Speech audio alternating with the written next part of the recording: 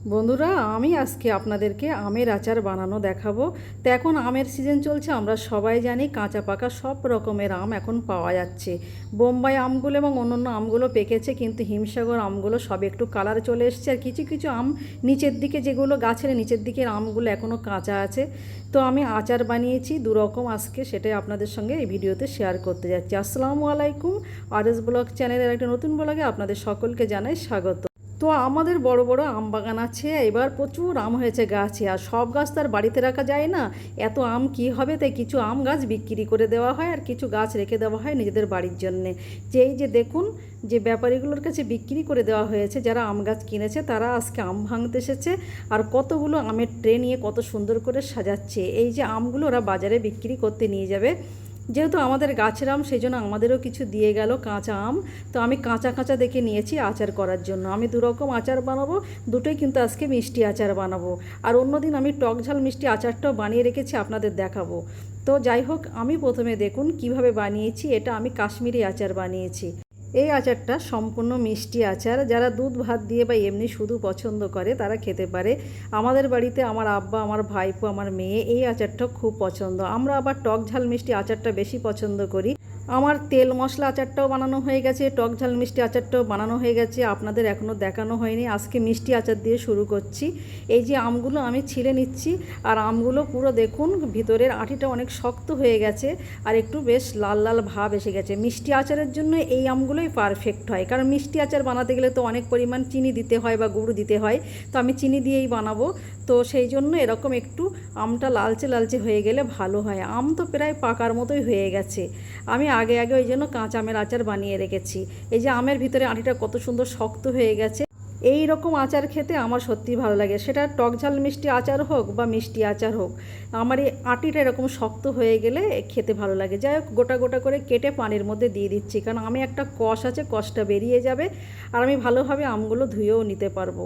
আমগুলো কাটা হয়ে গেলে আমগুলো ভালো করে ধুয়ে নেবার পরে আমি একটা পাতিলের মধ্যে পানি দিয়েছি, চিনি দিয়েছি, তেজপাতা আর এলাচ দিয়েছি, তারপর কেটে রাখা আমগুলোর মধ্যে দিয়ে চামচ দিয়ে আমি চিনিটা গুলে নিচ্ছি। আমি এই আচারটা উনুনে করব, কারণ যতক্ষণ পর্যন্ত এই পানিগুলো শুকিয়ে না আসবে আমার আচার কমপ্লিট হবে না, সেই জন্য অনেক সময় লাগবে, তাই গ্যাসে আর করলাম না। যাই হোক, দেখুন আমার পানিটা কীরকম ফুটছে। এই চিনির শিরাটা একদম শুকিয়ে যাবে, একটু একটু শিরা থাকবে। আমি দেখিয়ে দিচ্ছি কীভাবে করতে হবে, অনেকটাই কমে এসেছে, আর আমগুলো কীরকম লাল লাল ফুলে ফুলে উঠছে দেখুন, একদম মোরব্বার মতো লাগছে। তারপরে দেখুন এরকম বলক উঠছে।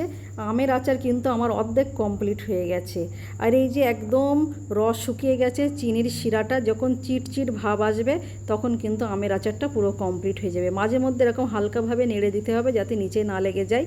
তো দেখুন এখনও কিন্তু গাঢ় আছে শিরাটা, আমি ভালোভাবে দেখিয়ে দিচ্ছি। তারপরে আরেকটুখানি জাল দিয়ে নিতে হবে। চিনির শিরাটা এরকম হাত দিয়ে টেনে দেখবেন একদম সুতোর মতো হবে, এরকম টানলে চিটচিট মতো এরকম সুতোর মতো সরু সরু হবে, তখন দেখবেন যে আপনার আচার পুরো কমপ্লিট হয়ে গেছে। ঠিকভাবে ঠিক পর্যায়ে যদি আচার নামাতে পারেন তাহলে দেখবেন 2 বছর এই আচার কিন্তু নষ্ট হয় না। আমার কিন্তু আমের এই মিষ্টি কাশ্মীরি আচারটা কমপ্লিট হয়ে গেছে। এবার আমি আর একটা আচার বানাবো। আমের সিজন যখন আসে আমি কিন্তু অনেকগুলো আচার বানাই।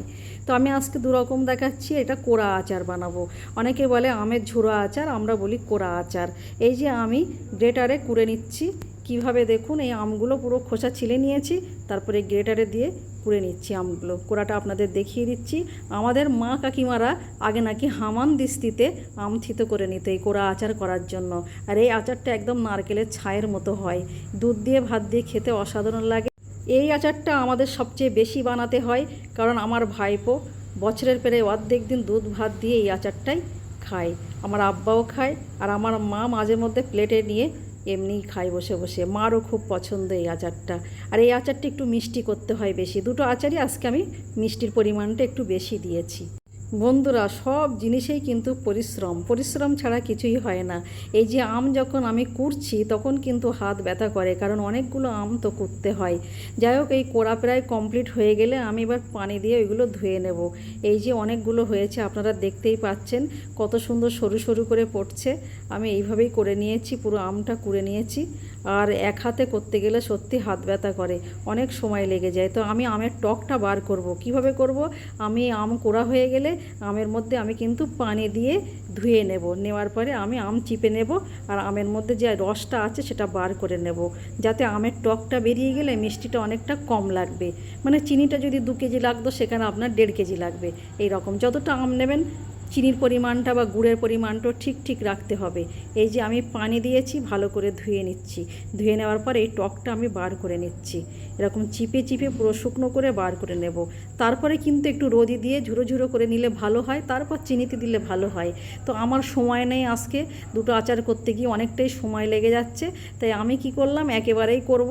আর আমি এক ফোঁটাও কিন্তু আর পানি দেব না, যে চিনি দেবো ওই চিনির রসেই কিন্তু আমার আচারটা হয়ে যাবে। আর ছাদে একটু রোদে যদি শুকোতে দিতাম তাহলে কিন্তু আচার বানানোর সময় অল্প একটু পানি দিতে হতো, সেই জন্য সেই একই ব্যাপার, আমি আর পানি দেব না। এই যে চিপে চিপে আমি পানিগুলো বার করে নিচ্ছি, এইবার আমি এর মধ্যে সব কিছু দিয়ে দেবো। এতেও আমি তেজপাতা, এলাচ আর চিনি দিয়েই আচারটা বানাবো। এই আচারগুলোতে খরচ একদমই কম, শুধু চিনি, এলাচ আর তেজপাতা হলে আপনার আচার কমপ্লিট হয়ে যাবে। আর তেল ঝাল মশলার যে আচারগুলোতে তো অনেক রকম মশলা লাগে, তেল লাগে, যাই হোক আচারের সময় ওসব হিসাব করতে গেলে আর চলে না। আচার খাবো আর এসব হিসাব করতে গেলে হয়?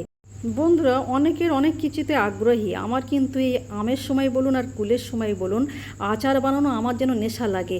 আচার না বানালে মন খুশখুশ করে। তো কত রকমের আচার আমি বানিয়ে রেখেছি, আপনাদের একদিন সব বয়ামগুলো দেখিয়ে দেব। যাই হোক, এই একটা পাতিল নিয়েছি আর এই কোরানো আমগুলো নিয়ে নিয়েছি, তেজপাতার এলাচ দিয়ে দিয়েছি, এবার এর উপর চিনি দিয়ে দেব। আমি বললাম চিনির পরিমাণটা একটু বেশিই দেব, আর এলাচগুলো ফেটে দিয়েছি এইভাবে। তারপরে আমি চিনিটা দিয়ে এবার আমি গ্যাসে করবো এই আচারটা, কারণ এই আচারটাতে বেশি সময় লাগে না। এই চিনির রসে যতটা রস বেরোবে তার মধ্যে আমার আমগুলো গলে যাবে, আর এর মধ্যে আস্তে আস্তে আমার আচারটাও কমপ্লিট হয়ে যাবে। তা যাই হোক, এই যে মিশিয়ে নিচ্ছি, নেওয়ার পরে আমি অনবরত আচারটা আমি নাড়তে থাকবো, কারণ এর মধ্যে তো কোনো পানি নেই, শুধু ওই আমের একটু হালকা রস আছে, আর তারপরে এই চিনির রসটা বার হবে, তাতেই কিন্তু আম সিদ্ধ হয়ে আমার আচার কমপ্লিট হয়ে যাবে। এই দেখুন এই কতটা পানি বার হয়েছে, মানে এই চিনির রস আর আমে হালকা রস ছিল, সেই রসটা মিলিয়ে কতটা রস বার হয়েছে দেখুন। আর এই রসটা একদম যখন কমে আসবে তখন কিন্তু আমার আমটাও গলে যাবে, আর আচার প্রায় কমপ্লিট হয়ে যাবে। তারপরে শুকনো শুকনো করে একদম নারকেলের ছাই যেরকম করি সেরকম একদম শুকিয়ে ফেলতে হবে, এক ফোঁটা পানি থাকলে এই আচার কিন্তু নষ্ট হয়ে যাবে। তো আমি গ্যাসের ফ্লেমটা হাই লেভেলে রেখেছি, আর দেখুন আমার এই রস ফুটছে, আর এই রসটা পুরো একদম কমে আসবে আস্তে আস্তে। আমি আপনাদের পুরো ধীরে ধীরে আচারটা কমপ্লিট করা দেখাচ্ছি। এই যে রস একদম শুকিয়ে এসছে দেখতেই পাচ্ছেন, আরও কিন্তু শুকিয়ে আসবে। এইভাবে অনবরত নাড়তে থাকতে হবে, কারণ নিচে যাতে লেগে না যায়, কারণ চিনির রস নিচেই তো লেগে যেতেই পারে। আমি কিন্তু দুটো আচারই চিনি দিয়ে বানিয়েছি, আপনারা চাইলে গুঁড়ো দিয়েও বানাতে পারেন, যার যেরকম পছন্দ। এই যে একদম শুকিয়ে গেছে দেখুন, নারকেলের ছাইয়ের মতো লাগছে না বন্ধুরা? তো আপনারাও বানিয়ে ফেলুন না বাড়িতে এইরকম আচার, বাচ্চারা খুবই পছন্দ করে খাবে। যখন আম থাকবে না তখন আচার দিয়ে ওদেরকে ভোলানো যাবে। যাই হোক বন্ধুরা, আজকের ভিডিওটি এই পর্যন্ত। ভালো লাগলে অবশ্যই লাইক, শেয়ার, কমেন্ট করে জানাবেন, আর কার কোন আচারটা বেশি পছন্দ হয়েছে, বেশি ভালো লেগেছে অবশ্যই জানাবেন। Thank you.